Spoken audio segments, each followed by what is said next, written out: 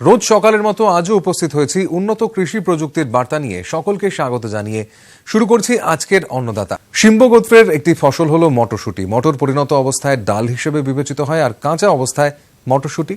আর মটরশুঁটি হলো আমাদের পছন্দের একটি সবজি, তবে ডাল হিসেবে এবং মটরশুঁটি হিসেবে চাষের জন্য এর আলাদা জাতগুলোকে বেছে নেওয়া দরকার। নদিয়া জেলার নাকাশিপাড়া ব্লকের প্রগতিশীল কৃষক বন্ধু ভূষণ দে তিনি 1 বিঘা জমিতে মটরশুঁটি চাষ করছেন। এখন চালিয়ে যাচ্ছেন অন্তর্বর্তী পরিচর্যার কাজ। মটরশুঁটি চাষে তিনি কোন কোন প্রযুক্তি অবলম্বন করেন তা বললেন অন্নদাতাকে। এই মটরশুঁটি প্রধানত শীতকালীন ফসল। এই মটরশুঁটি চাষ করতে গেলে বেলে দোআঁশ মাটিতে ভালো হয় এবং একটু উঁচু জমি বা মাঝারি উঁচু হলেও হবে, কোনো অসুবিধা নেই। এই মটর চাষ শুরুর আগে প্রথমে জমি তৈরি করতে হবে। 5 থেকে 7 ঘা চাষ দিয়ে মাটিটাকে সুন্দর ঝুরঝুরি করে নিতে হবে। প্রথমেই টানাফাল বা লাঙল যাই দেওয়া হোক, কিন্তু শেষের যে চাষটা সেই চাষে রোটার দিতে হবে। রোটার দিলে মাটিটা একদম সুন্দর ঝুরঝুরি হয়। আর এই লাস্ট চাষের সময় মূল সার দেওয়া প্রয়োজন। মূল সার হিসাবে 10-26 কিছুটা গোবর সার, 10-26 বিঘায় 20 থেকে 25 কেজি গোবর সার 1 টলি অন্তত, পারলে বেশি দিলে খুবই ভালো হয়, এবং কিছু অনুখাদ্য এবং বিঘায় অন্তত 3 কেজি ফিরোডান দানা। 1 বিঘা মটরশুঁটি চাষের জন্য 16 থেকে 18 কেজি বীজের প্রয়োজন হয়, এবং সুন্দর লাইন করে লাগালে কম 15 কেজিতেও হয়। বিভিন্ন জাতের মটরশুঁটি আছে। আমরা যে জাতগুলো করছি, আমি PSM 3টাই ভালো করি। এটা ফলনও ভালো। এটা 16 থেকে 20 কুইন্টাল গড় ফলন বিঘায় পাওয়া যায়। এই মটরশুঁটি চাষ করতে গেলে প্রথমে বেড তৈরি করতে হবে। 10 হাত পরপর অন্তত বেড করতে হবে, এবং জল নিকাশনের এবং সেচ দেওয়ার জন্য ড্রেন তৈরি করতে হবে, অর্থাৎ জলের নালি। কারণ হচ্ছে এই মটরশুঁটি চাষ কিন্তু এক ঢালা সেচ সহ্য করতে পারে না। সব সময় আমরা যেটাকে বলি ছিটান বা ঝাপসা থালা দিয়ে দেওয়া হয়। সুন্দর জো করিয়ে লাইন সোয়িং করতে হবে, অর্থাৎ একটা গাছ থেকে একটা গাছের দূরত্ব দিতে হবে 5 থেকে 6 ইঞ্চি, এবং লাইন থেকে লাইনের দূরত্ব হবে 8 থেকে 10 ইঞ্চি। এইভাবে লাইন সোয়িং লাগালে বিঘায় 15 থেকে 16 কেজি বীজ লাগবে। মটরশুঁটি লাগানোর পরে 15 থেকে 20 দিনের মধ্যে একটা ঝাপসার প্রয়োজন হয়, এবং ফুল 2-1টা আসার সময় একটা ঝাপসা। প্রথম ঝাপসার সময় নাইট্রোজেন সার অবশ্যই ব্যবহার করতে হবে।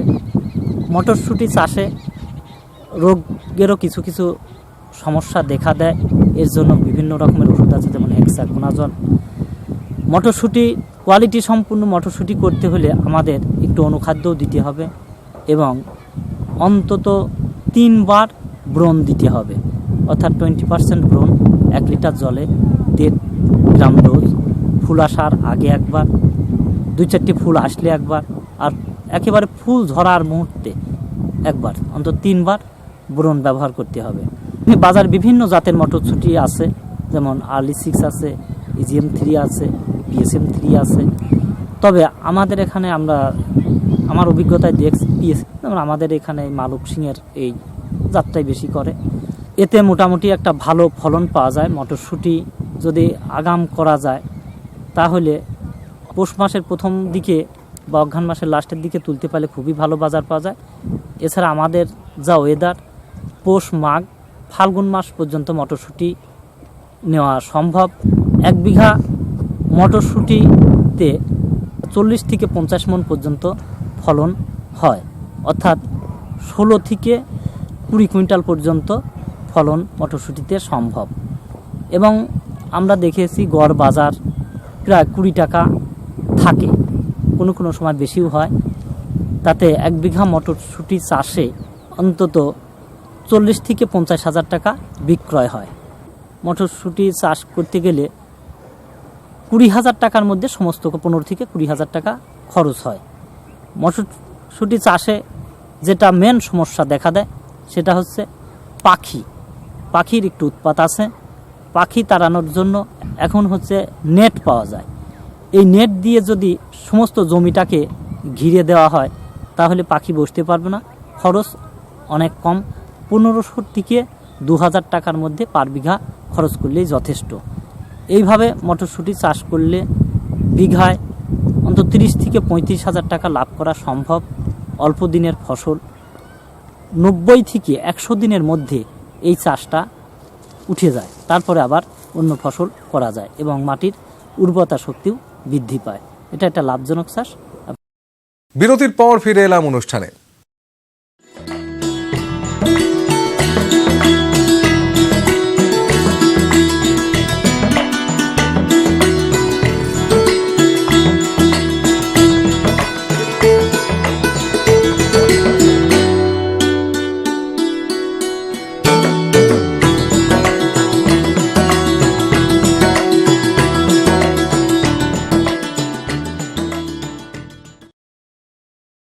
পোনা মাছ চাষ করে অনেক মাছ চাষি ভালো লাভ করতে পারছেন না, তাই তারা এখন জয়ন্তী রুই মাছ চাষ করছেন এবং মাছ চাষে ভালোই লাভ করছেন।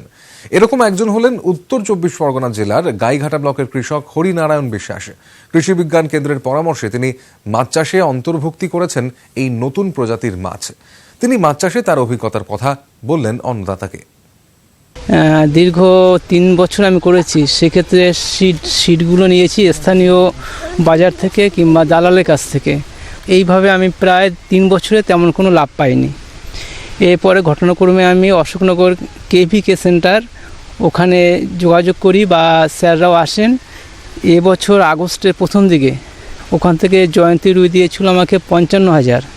সেটা আমি একটা ছোট পুকুরে রাখি, যাকে আতুর পুকুর বলা হয়। ওই পুকুরটাকে আমি প্রথমত আগাছা মুক্ত করি, তারপরে নাঙল দেওয়ার পরে কিছু খোল দিই, যাকে মুহা খোল বলা হয়, তারপরে চুন দেওয়ার পরে প্রায় ওটা 20 দিনের মতো আমি ওয়েট করেছিলাম এগুলো করতে। এরপরে জলটা যখন মোটামুটি 3 ফুটের কাছাকাছি, তখন আমি ওই 55,000 মাছটা ওখানে রাখি। ওখানে প্রায় 15 থেকে 17 দিন ছিল। এরপরে আমার মূল পুকুরে এনে রাখার পরে 1.5 থেকে 2 মাস পরে আমি ওখান থেকে প্রায় 3 কুইন্টাল। এরপরে ওই ধানা পোনাটা আমি 1.5 বিঘে জল আর কি আর এমন একটা পুকুরে রাখি। তার 1.5 থেকে 2 মাস পরে আমি ও ক্ষেত্রে 3 কুইন্টালের মতো 15 সেন্টিমিটার ওজনের 3 কুইন্টালের মতো মাছ বিক্রি করি, 150 টাকা কিলো আর কি। এটা করে আমি বেশ একটা লাভের মুখ দেখতে পাই। এখন বর্তমানে আরও কুইন্টাল 2 মাছ আছে আমার, সেগুলো এই শীতে তো তেমন বাড়েনি। সামনের মরশুমে ওটাকে কিছু বিক্রি করে দেবো, আর কিছু আমার যেটা দরকার পুকুরের জন্য সেই অনুপাতে রাখবো। যেহেতু শুকিয়ে যায় সেহেতু এই মাছটা আমি একটা ছোটো পুকুরে রেখে দেবো। এরপরে ওই সময় পুকুরটা আবার নাঙল দেবো, সাইডগুলো পরিষ্কার করে আবার আমি এই মাছটাকে বড় করব। এর জন্য যাবতীয় টেকনোলজিক্যাল থিওরি ওষুধপত্র আমি KVS এর কাছ থেকে পাই।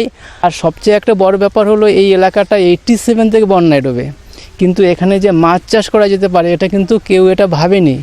আমাকে দেখি ইদানিং এই গত বছরে অন্তত 10টা পুকুর হয়েছে, আর এবছরও হবে। এইভাবে আমি যেমন হাসি, আমার সঙ্গে সঙ্গে কিন্তু হাসার সংখ্যাটা বেড়ে গেছে। এতে আমি খুব খুশি আর কি।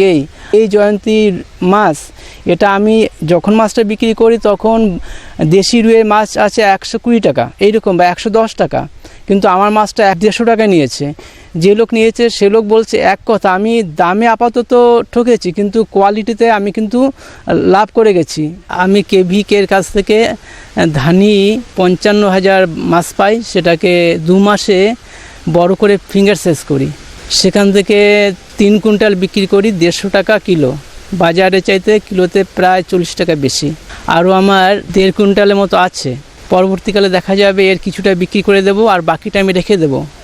আর বাকি মাছগুলো দেখা যাবে কি প্রায় 800 থেকে 1 কিলো সাইজে করবো আর কি। সেটা আষাঢ় শ্রাবণের দিকে বিক্রি করব। তখন দেখা যায় প্রায় 4 থেকে 5 কুইন্টাল মাছ আমার তৈরি হবে।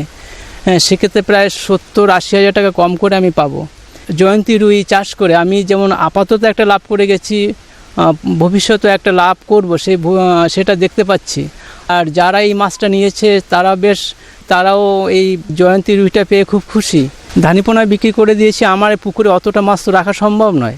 ফাল্গুন চৈত্র থেকে পুকুর রেডি করা শুরু করি। প্রথমত চাষ দিয়ে দিই, সাইডগুলো পরিষ্কার করি, মহুয়া, এটা 1.5 বিঘে পুকুর, প্রায় 10 বস্তা মহুয়া দিই, কিছু কাঁচা গোবরও তার সঙ্গে দিয়ে দিই, কিছু চুন দিই। এইভাবে পুকুরটা রেডি করে প্রায় 20 দিন মতো রেখে দিই।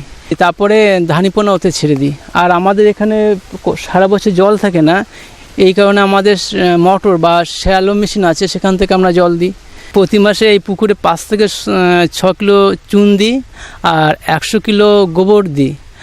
আর শীতের সময় মাছের রোগটা প্রতিহত করার জন্য 100 গ্রাম করে পটাশিয়াম পারম্যাঙ্গানেট আর 10 কিলোর মতো লবণ দিয়ে দিই। আর খাবার রূপে আমি এমনি সিপি তো দিই, তাছাড়া আমার পোলট্রি আছে, সেই পোলট্রির লিটারটাকে আমি মাছের খাবার রূপে ওটাকে ব্যবহার করি। তো আমার যেহেতু 1.5 বিঘে পুকুর, গড়ে 3 থেকে 4 কিলো সিপি আমি কন্টিনিউ দিই। আপনার ওই মুরগির লিটারটাকে ওটাকে সপ্তাহে 4 থেকে 5 দিন দিই।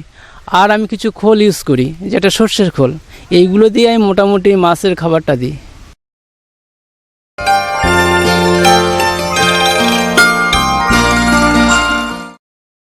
এবার দেখুন জন ডিয়ার অন্নদাতা হেল্পলাইন। চিঠিপত্র, টেলিফোন এবং ইমেলের মাধ্যমে দর্শকরা আমাদের কাছে যে প্রশ্ন করে থাকেন তার উত্তর নিয়ে সাজানো হলো জন ডিয়ার অন্নদাতা হেল্পলাইন। বাঁকুড়া জেলার আকুই থেকে অন্নদাতা দপ্তরে ফোন করেছেন নেপাল চন্দ্র রায়। তিনি পালং চাষের উন্নত প্রযুক্তির বিষয়ে জানতে চেয়েছেন। পালং চাষে শুরুতেই বেছে নিতে হবে এর উন্নত জাতগুলোকে।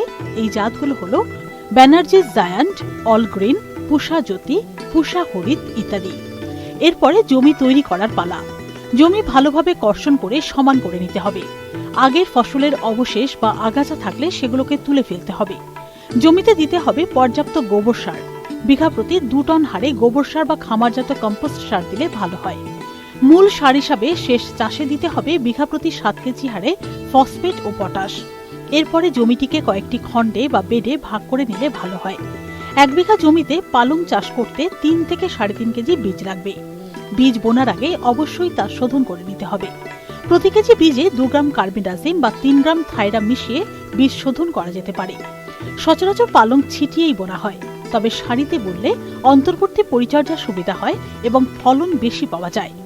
8 ইঞ্চি দূরত্বের সারিতে 2 ইঞ্চি পর পর টানা বুনে যেতে হবে। বীজ বোনার 2 থেকে 3 সপ্তাহ পরে বিঘা প্রতি 7 থেকে 8 কেজি ইউরিয়া চাপান দিতে হবে। যদি 4 থেকে 5 সপ্তাহের মধ্যে ফসল তুলে নেওয়া হয় তাহলে চাপান সার দেওয়ার দরকার পড়ে না। যদি 2 মাস বা তার চেয়েও বেশি রাখা হয় তাহলে 6 সপ্তাহের মাথায় আরেকবার 7 কেজি ইউরিয়া বিঘা প্রতি চাপান দিতে হবে। ফসলের মেয়াদকাল অনুযায়ী পালং চাষে বিঘা প্রতি 25 থেকে 40 কুইন্টাল পর্যন্ত ফলন পাওয়া যেতে পারে। বিঘা প্রতি খরচ হয় 8 থেকে 10,000 টাকা। আর লাভ নির্ভর করে কোন সময় তা বাজারজাত করা হবে তার উপরে। শীত মৌসুমের শুরুতে বা অন্য সময়ে পালংয়ের দাম থাকে বেশ চড়া, তাই প্রগতিশীল কৃষকেরা এই বেশি দামের সময়টাতেই ধরতে চেষ্টা করেন। তবে প্রাক শীতে বা বর্ষাকালে পালং চাষের বেশ সমস্যা রয়েছে। বেশি বৃষ্টির কারণে ফসলের ক্ষতি হতে পারে। সেক্ষেত্রে কম খরচের পলি টানেলে পালং চাষ করা যেতে পারে। একথা বলার অপেক্ষা রাখে না যে পলি টানেলে পালং চাষ করলে উৎপন্ন শাকের গুণমান ভালো হয় এবং এই শাক বেশি দামে বিকোয়। আবার ফিরে এলাম অনুষ্ঠানে।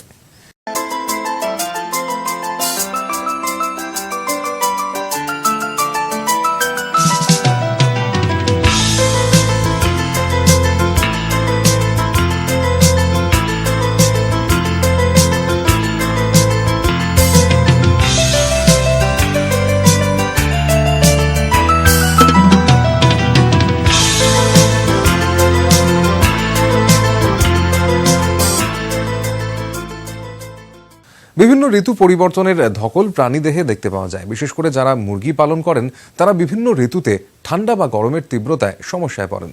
এখন শীতকাল, এই সময় মুরগির যত্ন ঠিকমতো না নিলে পাখি মারাও যায়, আর পাখি মারা যাওয়া মানেই খামারের ক্ষতি।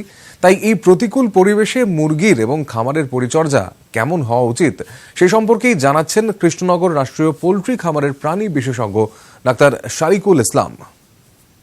মুরগি পালনের ক্ষেত্রে বিশেষ করে যারা ডিম পাড়া মুরগি পালন করেন, ব্রয়লার এবং লেয়ার, তাদের ক্ষেত্রে এই শীতকালে একটু বেশি সচেতনতা অবলম্বন করা দরকার। এই কারণেই যে সাধারণত বাচ্চাদের ক্ষেত্রে এই সময়ে অতিরিক্ত ঠান্ডা লাগার একটা সম্ভাবনা থাকে এবং হিউজ মর্টালিটিও হয়ে যায়। সেই কারণে প্রথমে যেটা দরকার যে বাচ্চা বয়সে ব্রুডারকে ভালোভাবে ম্যানেজমেন্ট করা, অর্থাৎ যে ঘরে বাচ্চাগুলোকে রাখতে হবে সেই ঘরে ব্রুডার হাউস যেটাকে আমরা বলি, সেই ব্রুডার হাউসটাকে এয়ার টাইট করতে হবে, অর্থাৎ কোনো বাতাস যাতে ঠিকমতো সেখানে ঢুকতে না পারে, বিশেষ করে রাতের বেলায় সেদিকে অতিরিক্ত সচেতন থাকতে হবে। যে লিটার যেটা ম্যানেজমেন্ট করা হয়, লিটার যেটা রাখা হয় অর্থাৎ বিছানা করে রাখা হয় লিটার, সেক্ষেত্রে একটু বেশি একটু মোটা করে অর্থাৎ পুরু করে দিতে হবে এবং যাতে সেটা একটু ঠান্ডাটা কম লাগে এবং আলোর ম্যানেজমেন্টটা খুব বেশি করে করতে হবে। অর্থাৎ এমনি নর্মালি আমরা দেখি যে অন্যান্য সময় যে ক্ষেত্রে আমরা পাখি পিছু অর্থাৎ 100 পাখি পিছু আমরা 200 ওয়াটের একটা বাল্ব জ্বালালেই হয়, কিন্তু এই ক্ষেত্রে আমাদের তার 3 থেকে 4 গুণ কিন্তু লাইটটা বাড়ানো দরকার এবং রুম হিটার প্রয়োজনে দেওয়া দরকার আছে, গ্যাস বুডার ব্যবহার করা আছে, ক্যানোপি লাইট ব্যবহার করা দরকার আছে, হোল্ডার সহ ব্যবহার করা দরকার আছে। লাইট ম্যানেজমেন্টটা অর্থাৎ তাপ ম্যানেজমেন্টটা খুব গুরুত্বপূর্ণ। খাবার এই সময় একটু বেশি দেওয়া দরকার আছে শীতকালে, কারণ শরীরটা একটু হিট রাখার দরকার আছে। এই সময় জলটা যেটা দেবে সেই জলের মধ্যে অনেক ক্ষেত্রে এমনি নর্মাল জল দেওয়াই ভালো আছে। যদি মনে হয় কোনো রকম অ্যান্টিবায়োটিক প্রয়োগ করা দরকার আছে বা ওষুধ প্রয়োগ করা আছে, ডাক্তারবাবু পরামর্শ নিয়ে আপনারা প্রয়োগ করবেন এবং লিটারটা ঠিকমতো টার্নিং করাতে হবে। দিনের যে রোদ, সেই রোদটা যদি পারা যায় একটু জানালাগুলো খুলে দিয়ে কিছুটা রোদটা সেখানে প্রয়োগ করতে হবে এবং পরিমিত খাবার দিতে হবে। খাবারটা একটু বেশি করে খাবার দিতে হবে শীতকালের ক্ষেত্রে। জলটাকে একটু শোধন করে জলটা খাওয়ানো দরকার আছে এবং এই সময় রাতে নিয়মিত নজরদারি রাখতে হবে যাতে সেখানে পাখিরা জড়ো হয়ে যাচ্ছে কিনা। যদি জড়ো হয়ে যায় সেক্ষেত্রে মনে হবে যে সেখানে টেম্পারেচার কমে যাচ্ছে, তাহলে টেম্পারেচার কমে গেলে তাপমাত্রাটা বাড়াতে হবে, তাহলে তাপমাত্রা বাড়িয়ে আমাদের সেই ঘরটাকে সাম্যতা বজায় রাখতে হবে, সেটা লক্ষ্য রাখতে হবে। এবং খাবার জল যদি কোনো রকম অসুবিধা হয় তাহলে সেক্ষেত্রে আমাদের ডাক্তারবাবুর পরামর্শ নিয়ে আমাকে সেভাবে এগোতে হবে, এটা অবশ্যই মনে রাখতে হবে। আর তবে বড় মুরগির ক্ষেত্রে, ডিম পাড়া মুরগির ক্ষেত্রেও যাতে ঘরে লাইটের ম্যানেজমেন্টটা করা যায়, লিটারটা ঠিকমতো পরিষ্কার পরিচ্ছন্ন করা যায়। গ্রোয়ার হাউস যারা বাড়ন্ত মুরগি থাকে সেখানেই একটু পরিষ্কার পরিচ্ছন্নতা বজায় রাখতে হবে।